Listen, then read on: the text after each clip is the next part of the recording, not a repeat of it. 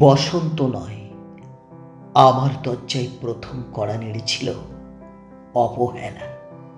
ভেবেছিলাম অনেকগুলো বর্ষা শেষে শরতের উষ্ণতা মিশিয়ে এলো বুঝি বসন্ত।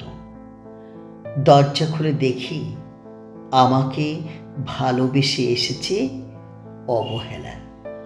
মধ্য দুপুরে তীর্যক রোদের মতো, অনেকটা নির্লজ্জের মতো আমাকে আলিঙ্গন করে নিয়েছিল অনাকাঙ্ক্ষিত অবহেলা।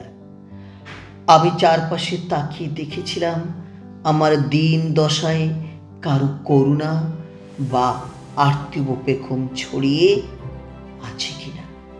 ছিল না। বৃষ্টিহীন জনপদে খড়খড়ে রোদ যেমন দস্যুর মতো অদমনীয়, তেমনি অবহেলাও আমাকে আগলে রেখেছিল নির্মোহ নিঃসংকোচিত। আমি অবহেলাকে পিছনে ফেলে একবার দৌড় দিয়ে এগিয়ে গিয়েছিলাম। তখন দেখি আমার সামনে কলহাস্যে দাঁড়িয়েছে উপেক্ষা। উপেক্ষার সঙ্গেও একবার কানামাছি খেলে এগিয়ে গিয়েছিলাম তোমাদের কোলাহল মুখর আনন্দ সময়। কি মিলেছিল? ঠোঁট উল্টানো ভৎসনা আর অভিশপ্ত অনুরার মতো একদল অবজ্ঞা। তাও সয়ে গিয়েছিলাম একটা সময়। হ্যাঁ, একবার তুমি বা তোমরা যেন দয়া করে বাঁকা চোখে তাকিয়েছিলে আমার দিকে।